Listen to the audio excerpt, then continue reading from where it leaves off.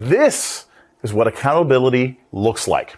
Former Trump advisor Peter Navarro reporting to federal prison today to begin his 4-month sentence. He is the first former White House official to serve prison time over attempts to overturn the 2020 election results. And it's the first contempt of Congress imprisonment since the 1950s. Of absolute testimonial immunity. And it was only with my case that somehow that has changed. And here's where the homework is, because the big constitutional separation of powers are these. And the reason is the all right, and he will be reporting to that prison 2 p.m. Eastern time there in Miami to serve his 4-month prison sentence. He began by saying, "Not about me." He said this is about a crippling blow to the justice system. To fact check there, it is no longer an alleged crime that he'll be serving this 4-month sentence for. He has obviously been convicted, and there was no evidence that that would have excluded him per executive privilege. Oh, that's gonna hurt! Wow. I mean, first it was Trump, now his aide as he makes the long walk to his jail cell. I mean, that's just savage from Fox. 1,254 miles. All right, we're continuing to monitor this. Just one slight thing I just wanted to add, because when you hear it, and you heard it from Donald Trump about the 2020 election, and it got millions of more votes, in fact, he did get millions of more votes, he still lost that election. That is not in doubt anymore. That's not being debated anymore. But I didn't want to get off topic too much. Maybe that $700 million lawsuit. A dramatic ending late today to the explosive lawsuit between Fox News and Dominion Voting Systems, with the two sides reaching a settlement just hours after the jury was sworn in. Fox agreeing to pay Dominion more than $787 million over the network's unsupported claims that the 2020 presidential election was rigged. It has them second-guessing their mantra of giving oxygen to every far-right conspiracy circulating the dark web. And our prayer series continues with a reading of prayer from the Hallow app. We all need it. Let's do it this morning. Close your eyes, if you would. Bow your head. Jesus, today we begin the holy period of Passiontide. In these last 2 weeks of Lent, help us understand the mystery of your sacrifice and surrender. Make us keenly aware of your love for us.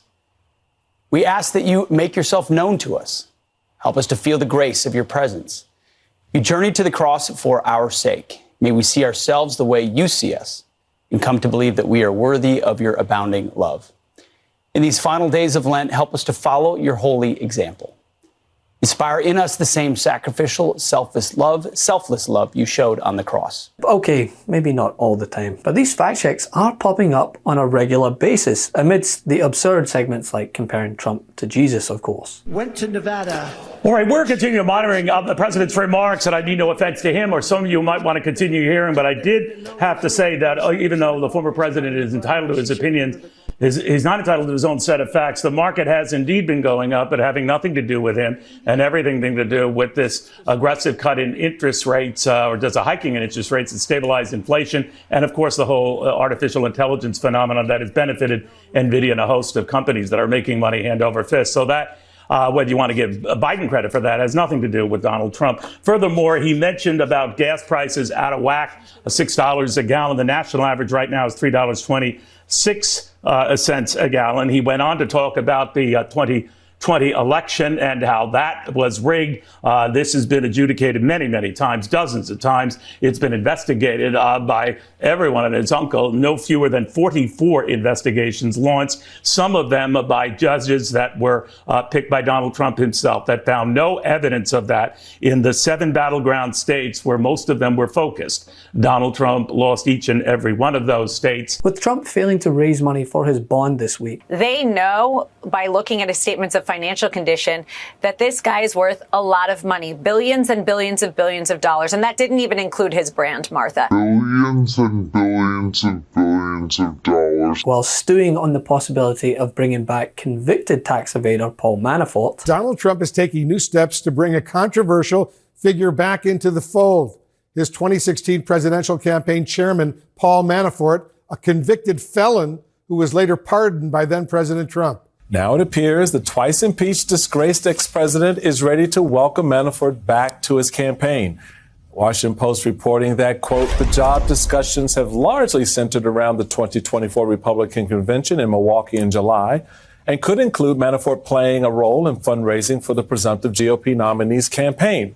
According to these people who spoke on the condition of anonymity to describe private deliberations, while no formal decision has been made, the four people described the hiring as expected and said Trump was determined to bring Manafort back into the fold. I feel that it's a good time to remind the American public of just how many former Trump staffers have had run-ins with the law. In any other world, the president bringing back a former campaign chairman who had just gotten out of prison, bringing him back again after he got out of prison would be crazy pants.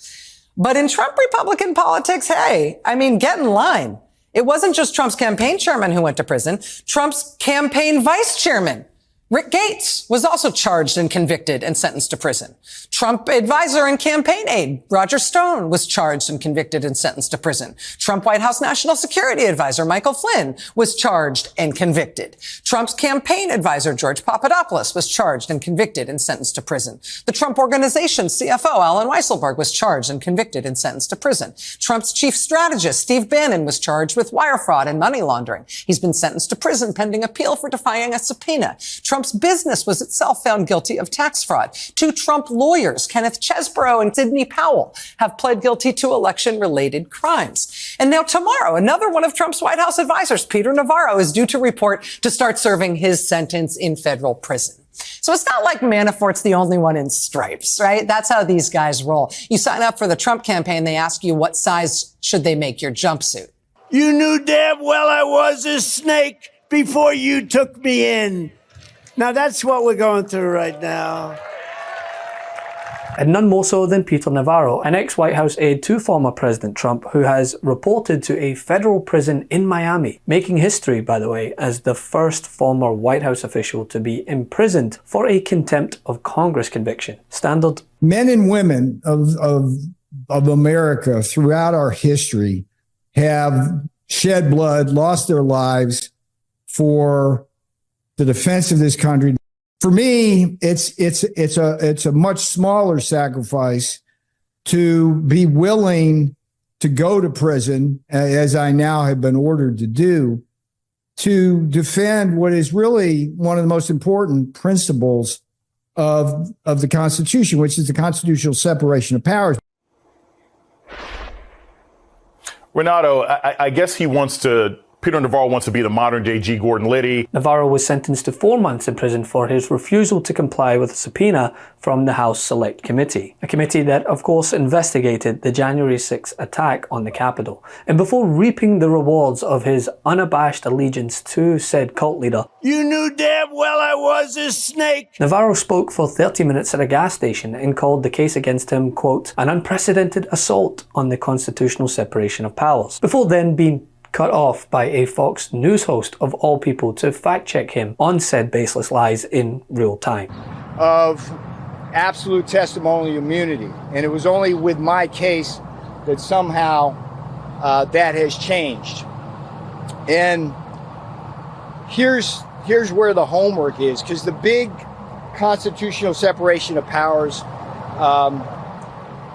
are these. Can Congress compel a senior White House advisor, what they call the alter ego of a president, to testify before Congress? And executive privilege goes back to George Washington and his remarks to the Congress regarding the Jay Treaty.